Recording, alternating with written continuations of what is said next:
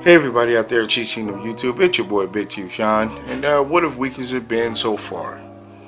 We signed Juan Thornhill. That's a pretty awesome thing to see, and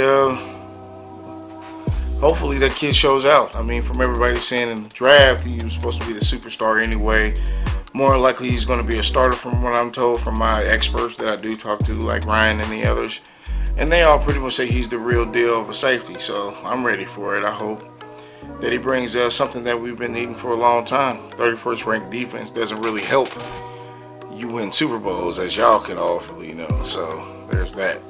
And I guess what else is in the news? It's been a buzz on Chiefs Twitter lately, or at least today.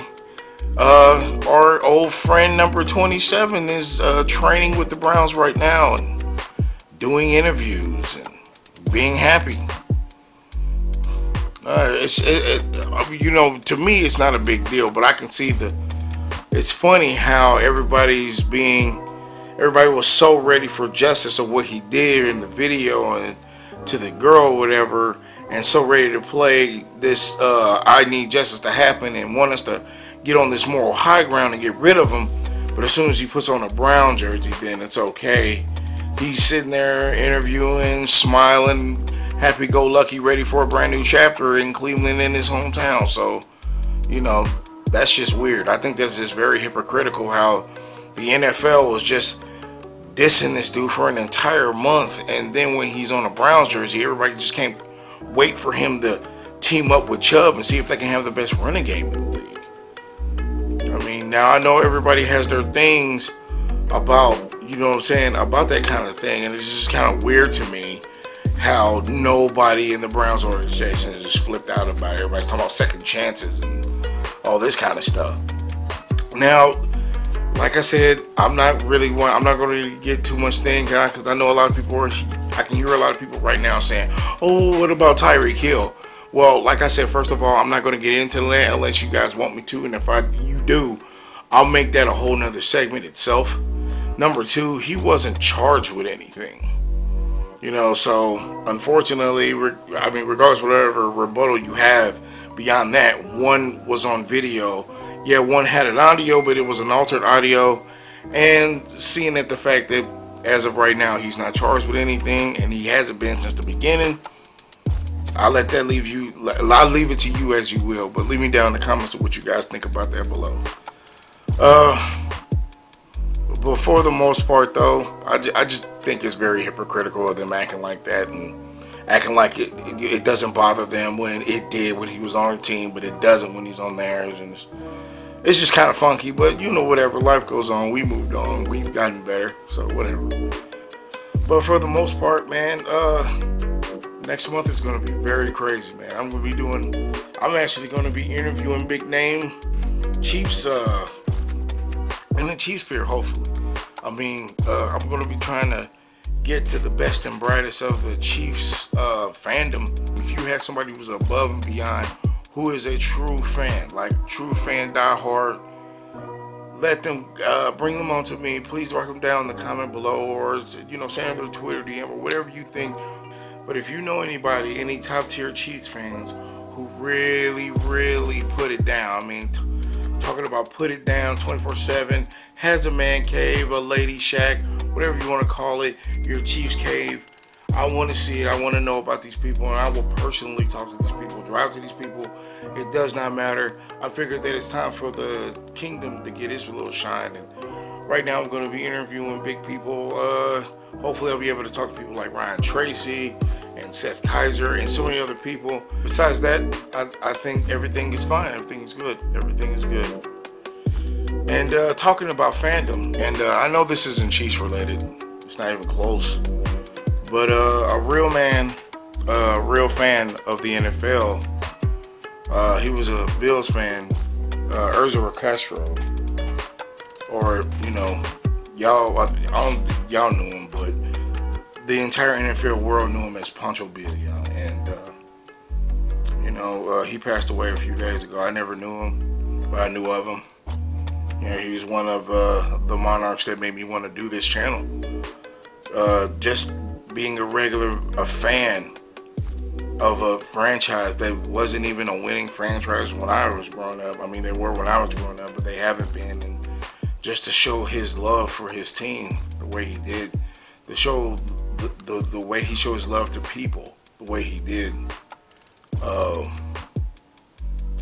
it's to be commended. I didn't know him. I wish I'd known him. He's the kind of person that you wish you would meet in life before, you know, you have your bucket list. And meeting him, I'm pretty sure it was on a lot of people's list. It was on mine for sure.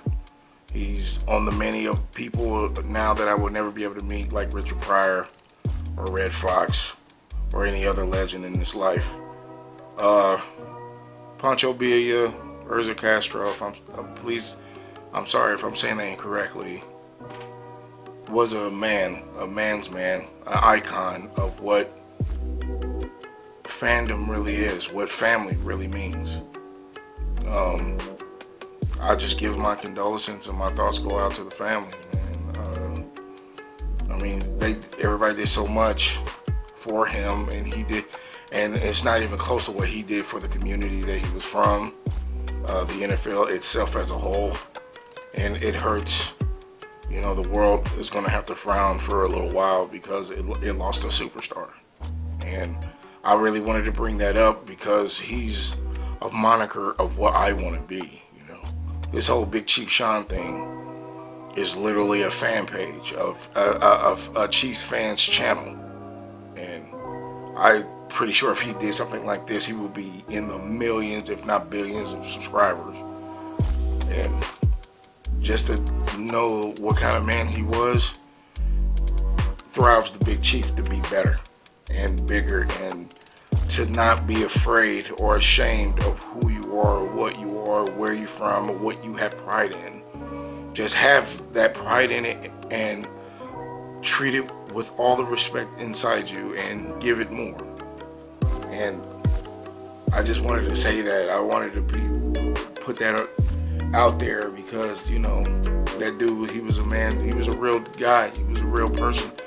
I mean, you know, he was an icon, he's a legend. I just wanted to give him a little shout out here, and just to let him know, you know, just to let whoever know that he might have been loved by all the Bills fans in the world, but at least my way, every Chiefs fan is given, which, you know, I wish I could be him. I hope to someday be as badass as he was. I may never reach that level, but having known a man like that lived, I'm damn sure gonna try. He makes it to where you want to be something better. Not just for, you know, your team or your community, but for yourself, so you can better your community and your team. So I just wanted to give my shout outs to him. Like I said, I never met the man, but I damn sure wish I had met him. And here's to you. One love to you, brother. And of course, I'm gonna leave this segment right here for all shout outs. Of course, shout outs to your boy, Brit Chief. I love you, man. My brother from another mother across the border. My boy. Much love to you, and much love to you and all your success. I hope you fight Patrick Peterson. You guys have been looking very hard for him, and I hope you find him and bring him here. Bring his ass here, right here in Kansas City, Missouri. I make sure he gets some good barbecue. Ryan Tracy, aka RGR Football, man, he is the one. He'll probably end up working for ESPN someday. You already know. If you haven't seen his channel or even heard of his channel, you must be literally under a rock. Please give it a try. Of course, Let's Talk Chiefs Live, Real Chiefs Talk, and of course my new friends, the Arrowhead guys. Those guys are amazing. They're on their way up. They always have the goodest information for me. They are on their way up. They're going to be as big, if not bigger, than Arrowhead Pride someday. I know this. Of course, my friends from Tomahawk Talk. Those guys are amazing. Please watch their podcast. They just came out with it a few days ago. If not, please at least check out their channel. They're on Facebook, Twitter, Instagram, all that cool stuff. Love all of you guys, but I wanted to leave this very end for my boy Norris out there in the East Coast. One of the biggest fans that I know of. One hell of a handsome bastard, see? He's a wonderful dude living in the East Coast. You may know him as the Kingdom Connection.